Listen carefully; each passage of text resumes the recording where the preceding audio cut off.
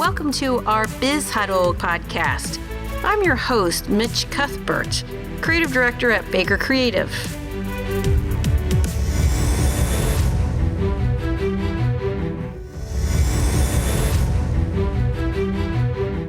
Welcome, Senator Manchester. Thank you so much for being on our podcast. I'm really excited to have you. Thank you, Michelle. It's great to be here.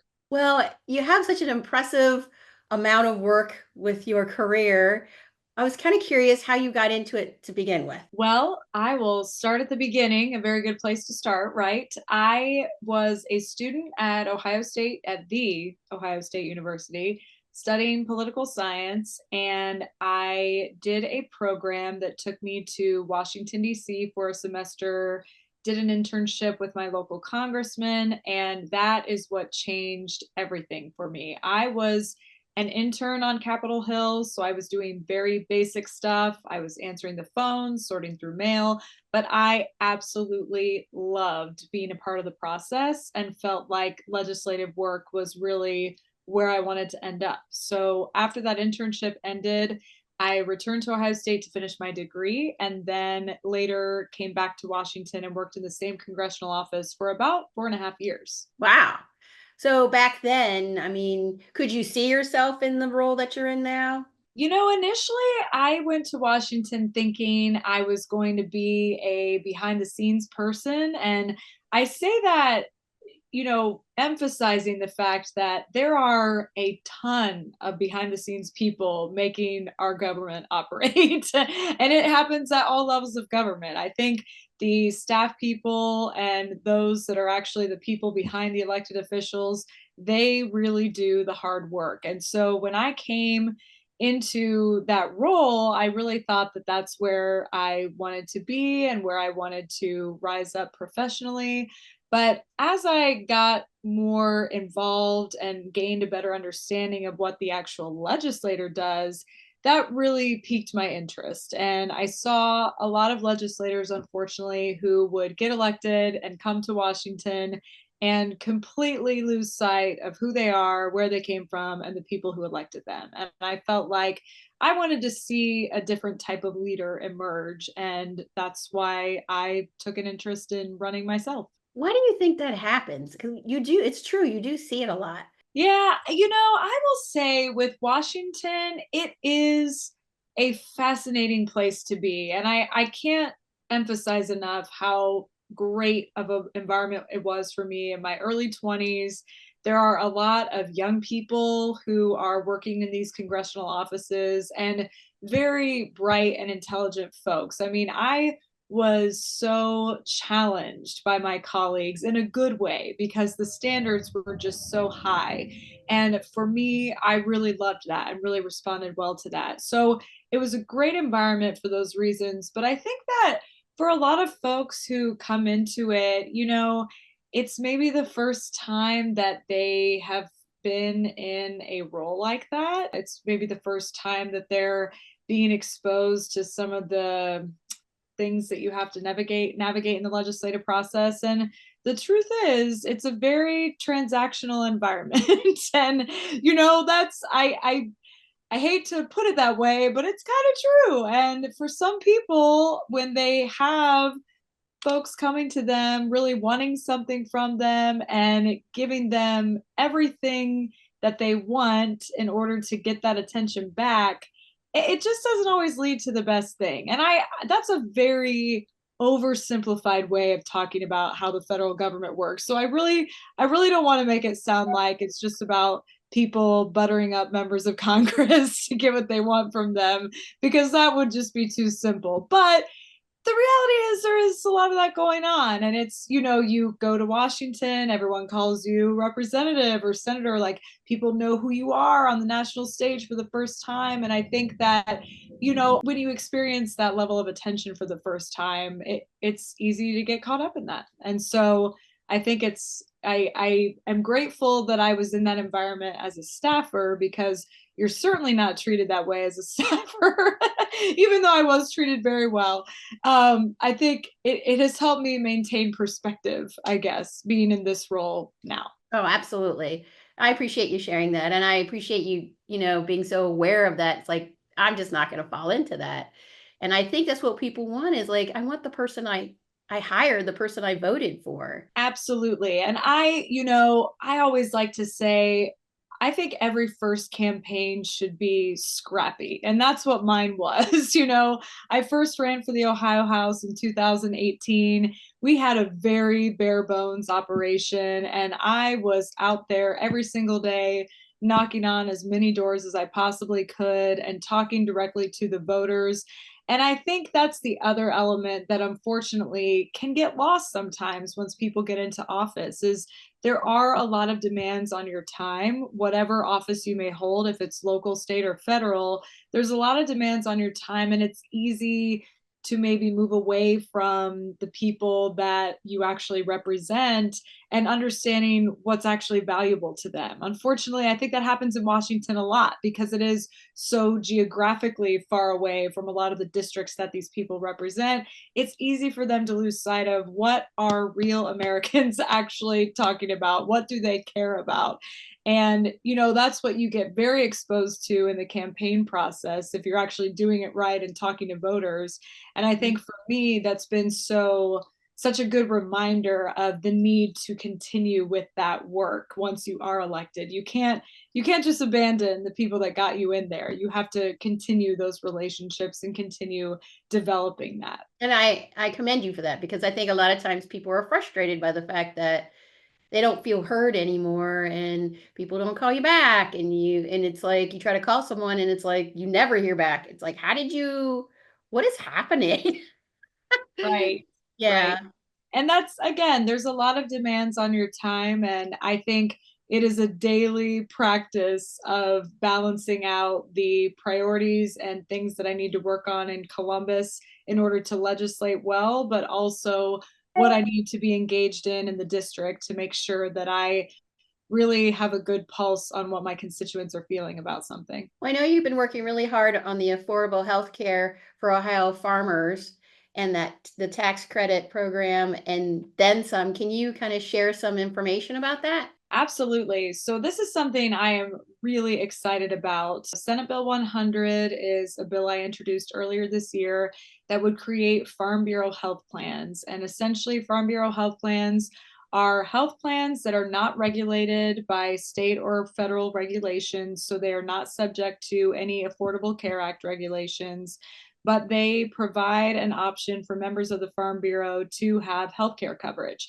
And this is so critical. I represent the number one agricultural district in the state of Ohio.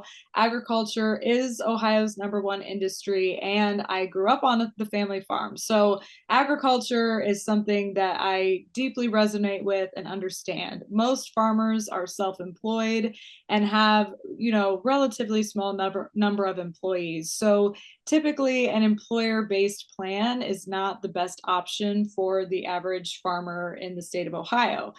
Unfortunately, though, slash fortunately, farmers do not qualify for Medicaid by and large, and they do not qualify for any kind of subsidies with marketplace plans. So it leaves them very limited as far as what healthcare options are available to them.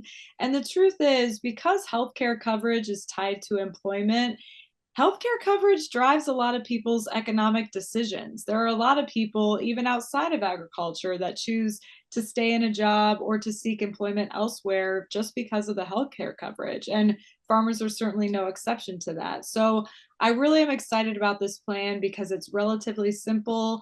You have to be a member of the Farm Bureau, and then you are eligible to pursue that option. I think it's something that's going to be a great opportunity for a young person in their 20s who maybe wants to work full time on a farm but is currently holding another job just to have healthcare coverage, or will potentially risk losing their healthcare coverage if they work on the farm full time. That will no longer be the case under this plan. I also think about families where perhaps the husband is working full time on the farm and the wife has employment elsewhere, so the family has healthcare coverage. Now, if that wife also wants to work on the farm, she can move away from her employer and they can obtain healthcare coverage through the Farm Bureau plan. So there's just so many people that I believe in a variety of circumstances who could really benefit from this option. And I am thrilled to have it pass through the Senate unanimously. So I look forward to getting it through the House and signed by the governor soon. Sounds pretty cool. So, do you think that might be an incentive for, maybe the families to continue the farm? Because sometimes it's hard to get the kids to want to be part of it in the future. Absolutely. And that's something that I've also worked on. As you mentioned, I created the Beginning Farmer Tax Credit Program, which would provide a tax credit for any retiring or outgoing farmer. If they sell their land or assets to a beginning farmer, they could qualify for a non refundable tax credit through the state by doing that. That was meant to really connect those two dots because sometimes farms, maybe you have kids and they are not interested in continuing in the farm operation. And so for folks who are retiring and who are looking for a successor, I was really hoping that this program would help kind of bridge the gap between those two people, young people who really want to farm full time, and then folks who are retiring that don't necessarily have a family successor. But going back to your original question about healthier coverage, I think absolutely, as I mentioned, healthcare options really drive a lot of people's economic decisions. And for some folks who have a job that already offers healthcare, to leave that job and work at the farm full time and know that you're not going to have any kind of certainty around your healthcare coverage, that's a really tough decision to make, especially if you have a family and other things going on. So I really do believe that creating this option through the Farm Bureau is going to be so beneficial for so many people. Now, my husband has one of the largest greenhouses in Ohio. Amazing. And yes, we're really excited about that. And there is a challenge when you get people that want to work in the greenhouse or on a farm. Has there been any significant impact with what's happening today with the immigrant population and different folks? It's always a worry. Are you going to have enough people to work, right? To work in your place? Absolutely. And I can tell you that it doesn't matter what industry you're talking about, everybody is concerned about workforce. And so in the legislature, we are doing everything we can to address the workforce issue from a very free market, less government perspective. I think there are a lot of great things happening with workforce training in our career tech fields in our community colleges. There really are an abundance of great workforce training programs across the state for all industries. But you're exactly right. I think everybody, when they're looking to expand their business right now, the number one concern is, will I have the people to carry out the work that will be needed with this expansion? And that's something that, again, I think we can hit it from a workforce development perspective and increasing access to training and making sure that those programs are really robust. But I think there's also another way to get at it, which is addressing some of our benefits that we offer and making sure that those benefits are going to people who are wanting to work their way away from them. Ohio is currently implementing a work requirement for certain Medicaid recipients. And I think that's something that is a good step toward ensuring that people are getting on that path to self-sufficiency. And truly, going back to my Farm Bureau health plans, depending on the person, with these plans available, there are going to be more healthcare coverage options available, so that Medicaid isn't the first line of defense when it comes to getting healthcare at a less or affordable rate. But workforce is a huge concern. Absolutely. It is. And you just never know because it ebbs and flows with the market. But when you need them during harvest and you need them during the growing season, it's a big deal. Absolutely. Those tomatoes are not going to wait to be picked. That's for sure. Oh, no way. So I understand you're on a lot of committees. And, tell me about your role in the Joint Medicaid Oversight Committee. So the Joint Medicaid Oversight Committee, JMOC for short, because we love, acronyms in government. This is my first time on it, and it just provides an opportunity for the legislature to have hearings with the Department of Medicaid and other interested parties that work within the Medicaid space to ask questions about how the overall program is functioning. And the truth is, Medicaid makes up a huge proportion of our state budget. It is something that is funded partially through the federal government and partially through the state, and it is ultimately administered by the state of Ohio. And the legislature has a lot of ability to make decisions on what is covered by Medicaid, who is covered by Medicaid. And so I think JMOC is really a great opportunity for the legislature to take a deeper dive into what's going on with Medicaid and how our dollars are being spent. And I think the crux of it for me is Medicaid does provide health coverage for a lot of folks who need it. And something that I have focused a lot of my legislative time on is the needs of our kids, especially our kids in foster care. And Medicaid provides health coverage for those kids. And I think that is a really, really important thing for Medicaid to do. But the real crux of it is Medicaid, it takes up a huge proportion of our state budget. It's our taxpayer dollars ultimately at work. And so I think it is incumbent on the legislature to make sure that that money is being spent well and wisely. And so JMOC just provides another avenue for us to take a deeper dive into that and make sure that we're really staying on task when it comes to our Medicaid spending. So being in the position that you're in, is it ever difficult to try to get both parties to agree or work with maybe some more of traditional men, typically, it can be quite challenging, I'm sure. I think there are always going to be differences, fundamental differences between Democrats and Republicans in what we prioritize and what kind of legislation we support. And that is a good thing because we have a two-party system for a reason. So Right. the difference could not be clearer, I think, between the two parties and how they prioritize the role of government. But at the same time, the vast majority of things that we work on in the state of Ohio are very bipartisan. As I mentioned, my Farm Bureau Health Plan bill passed unanimously. That was something that both Democrats and Republicans agreed is a good thing for the state to do. The Republicans, I think liked the plan because it is not regulated. So presumably it's going to be more affordable for people who choose to participate in it. And for Democrats, they really want more people to have healthcare coverage. And I think there have been some fundamental disagreements between Democrats and Republicans on that point.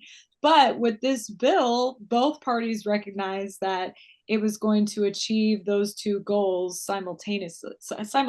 And so that's why they supported it. And I think sometimes I always like to emphasize that stuff because unfortunately the really divisive stuff is what gets all the airtime.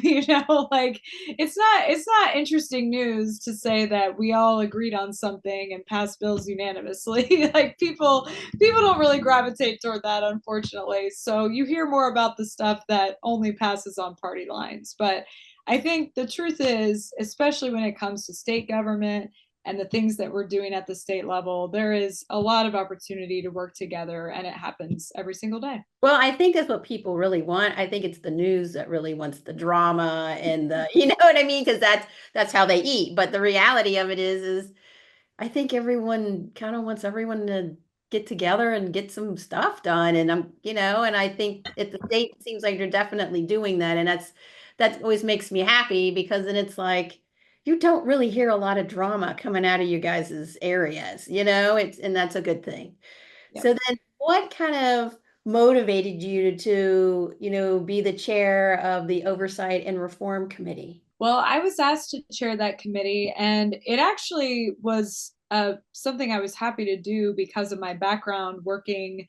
I worked for Congressman Jim Jordan in Washington, D.C., and government oversight was one of his primary committees. Now, I will say the role of the government oversight committee at the federal level is slightly different than what my committee does. But again, along the same lines as JMOC, I think it's always good when the legislature takes an active role in ensuring that government really is working as it should and that it is really working for the people. Because I am a small government person, I am always interested in shrinking the size and scope of government. But the truth is, it does exist for certain purposes, and there are certain things that no one else is going to take care of but the government. And so it's again incumbent on us as your representatives to make sure that we're getting the job done. And I think that's partially what the Government Oversight Committee is for. Was there anything that surprised you being in this role? Yeah, I will say a few things. It was really challenging to go from answering for another elected official to being the one who actually took the votes and was the one being criticized. And that's part of the democratic process, right? Is you elect your representatives, you want them to vote a certain way, and when they don't do that, you can express your dissatisfaction. So I think for me, and I would say for anyone that enters into elected office, nothing can really prepare you for that. Like being the one who is accountable for all the decisions you make and has to answer for the decisions you make. And, I stand by all the votes I've taken and don't regret a single one, but the reality is you can't make everybody happy. And that is something that I don't know if anything can really prepare you for the full gravity of what that means, because every vote you take, and we try to minimize this as much as possible, but unfortunately, there are winners and losers in every debate. And so there's always going to be someone who's happy and someone who's not happy. And so you just have to learn how to navigate the disappointments and, live to vote another day, I guess. Have to have a thick skin. Yeah, Really? yeah, absolutely. And I think my mantra for everything in government, and especially in this role, is to not take anything personally. And that has been something that has changed my perspective as I've embraced that more and more. It has really helped in having that thick skin and recognizing that, there are a lot of people who do take some of the votes I take very personally and who believe, and rightly so. I mean, there are votes I take that I don't doubt affect people's day-to-day lives, and that is part of the responsibility that comes along with this job. But if it were me taking that vote or someone else taking that vote, chances are that person would respond the exact same way if they were unhappy with it. And so yeah, I think that has helped me tremendously in just navigating people's disappointments. And I don't mean to say that everyone's disappointed in me all the time, because I don't think I would still be here if that were the case. But yeah, the truth is you're never going to make everybody happy. And the more you can embrace that reality, I think the better. So, with that being said, how do you judge, like when you go after have to talk about a particular hot topic? Do you have an internal compass, or is it fact based? I mean, how do you go? What's your approach to something that might be kind of a charged topic that everybody kind of has to try to work through? One issue, I could talk about a couple examples. One big example for me is House Bill 6, which was the bailout bill for the nuclear power plants in the state of Ohio. That was the center of an FBI investigation that demonstrated that our speaker at the time had taken over $60 million in bribes in order to get this thing passed. That individual is now serving a 20-year federal prison sentence. So that's a huge example of legislation that, as soon as I learned about it, what it would do, I disagreed with it fundamentally because I saw it as a government bailout, which I don't support generally. And then the more that I got to kind of understand and know about the legislation, and frankly, even the process that it went through, I never had a good feeling about it. It was just a very visceral gut reaction that this is not okay and I can't support this. And so I was a no from the very beginning on that bill. I voted no, and it did cost me at the time, but ultimately it worked out. And again, I don't regret that vote whatsoever. But that was an issue that I had a very strong gut reaction to, that I would say for my constituents, I knew that the vast majority of my constituents would not support a government bailout of a private company, but it wasn't something that a lot of people were calling into my office about, if that makes sense. You know, there are some hot topics that people will make a lot of calls to you and really engage on, and that wasn't really happening. Um, Alternatively, I mean, this is another controversial topic, but in my first term, we also voted on Ohio's heartbeat bill. And that was an issue where I very much had an internal reaction to that as far as being supportive of it because of my stance on life. But more importantly, it was also extremely important to the majority of my constituents. And I knew that. And they made that known to me. And so I think it really comes down to a combination of those two things. And I think part of being a representative that's true to the district you represent is recognizing when those gut reactions you have align with the people you represent. Like that's what everybody wants, right? And that's something that I have to weigh. Sometimes there are issues that I know my constituents feel very strongly about that maybe I personally don't have as strong of a feeling about, but I know that I need to vote with them because that's what what they want. So I it's understand. yeah, it all is kind of based on the issue. So when you probably meet a lot of women, leaders, business owners, what do you think the biggest mistake they make in their careers or they're running their businesses? I think just in general, not taking anything personally. I'm gonna keep coming back to that all the time. And I think men struggle with it as much as women, but it maybe manifests in different ways. But the truth is, and this is something that I've even had to work through personally, is recognizing again, it's not personal. Like some people are just jerks and they're going to be a jerk to you whether you're a man or you're a woman, whoever you are. They're just a jerk and they're a hard person to work with. And so if you're having a hard time with them, welcome to the club. Everyone's having a hard time with them, So um true. It's so and i true. and I think, and again, I really don't like to generalize about this too much, but early on in my legislative time, I think I would dwell on things, and it was all rooted in taking something personally and maybe something that revealed my own insecurities and feeling like that was on display. Um, it was hard not to dwell on those things and dwell on, like, oh, this person said this to me, and what do they mean by that? I don't know. I think it's so easy for people to get caught up in stuff like that when really that's just a distraction from the work. And you're going to have to deal with difficult people no matter who you work for or what you do. I always joke that if there's people there's problems. And I mean, it's just true. Like people are very complex, and we're all human, we all have our limitations. And so I think the more that you can just be patient with each other and have some grace, and even some grace for yourself sometimes, that's really going to take you far. So, I again, agree. don't take anything personally.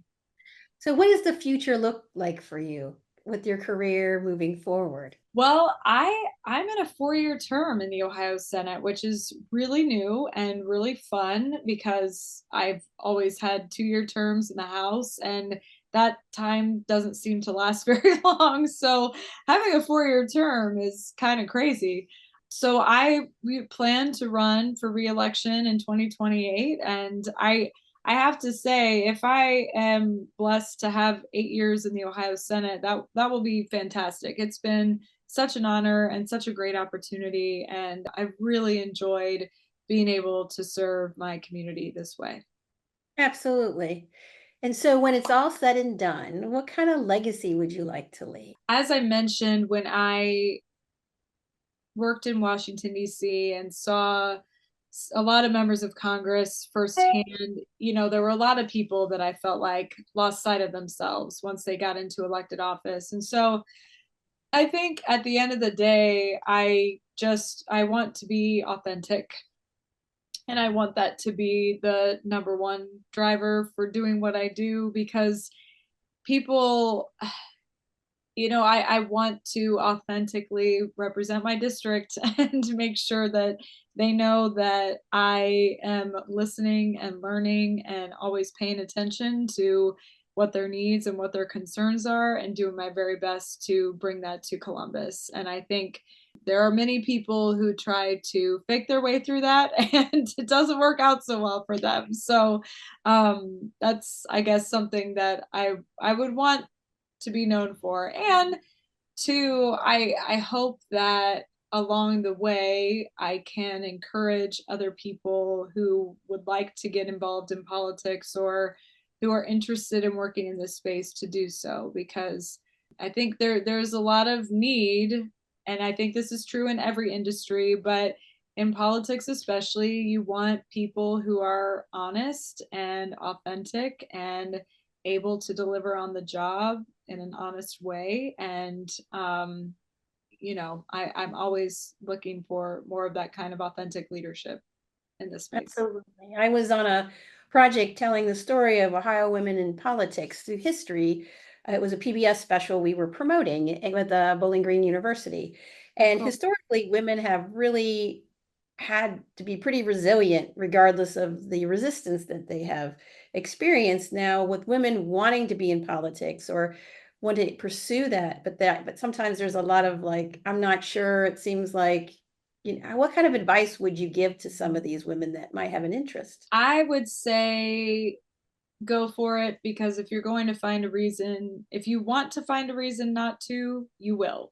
So don't let any of those barriers hold you back. That I had an interest in doing this when I moved back to Ohio in 2016.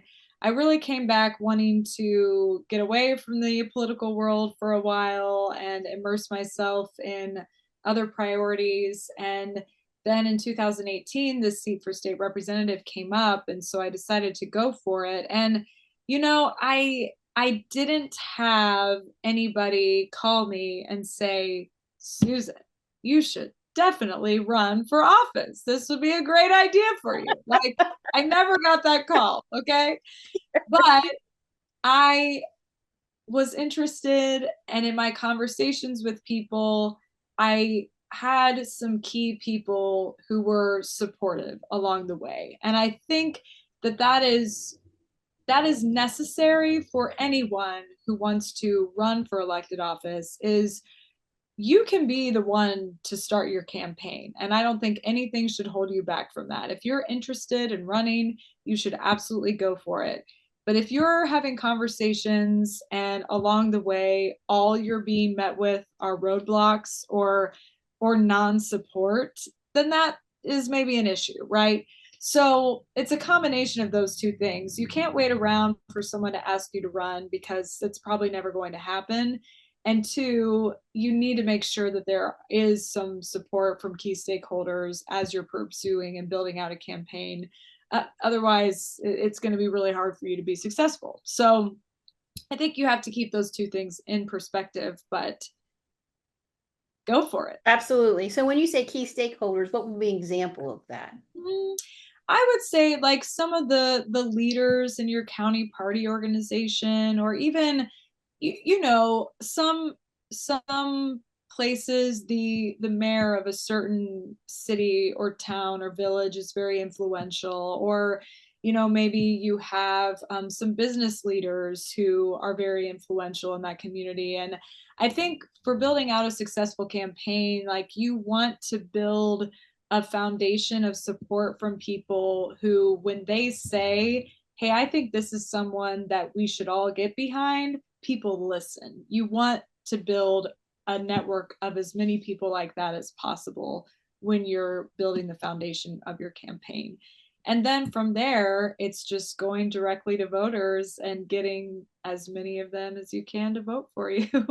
I think that would be kind of, I mean, you did it quite well, but it can be a lot. It's a lot of work. It is very, and like I said, our first campaign was scrappy. I mean, I, I would get in my car and drive to some village in Mercer County and knock on doors from light until dark. And, hopefully you talk to 20, 25 people out of those 250 doors that you knock on. But that's the kind of grunt work that you need to do in order to be successful. And I think, right now there's a lot of great tools out there for developing a following. I mean, there's obviously social media and all of those avenues that I think they definitely can be helpful in a campaign, but the nuts and bolts of it are just raising money and knocking on doors. Everything else is a total distraction. You want to have enough money to get your message out, and you want to make sure that you're connecting with enough people who can vote for you and get you into office. And that's really all it comes down to. When you make it more complicated than that, that's usually where candidates get lost. Oh, I understand. Well, thank you so much for your time. I know you're super busy, but I think a lot of people will get a lot out of this. Thank you. Yeah, thanks so much for having me.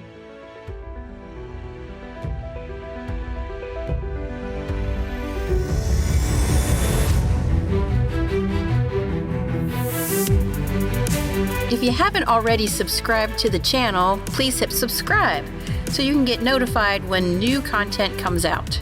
Please share this with anyone who could be inspired by it, and feel free to post any questions so we can be inspired by new content. Thanks for listening.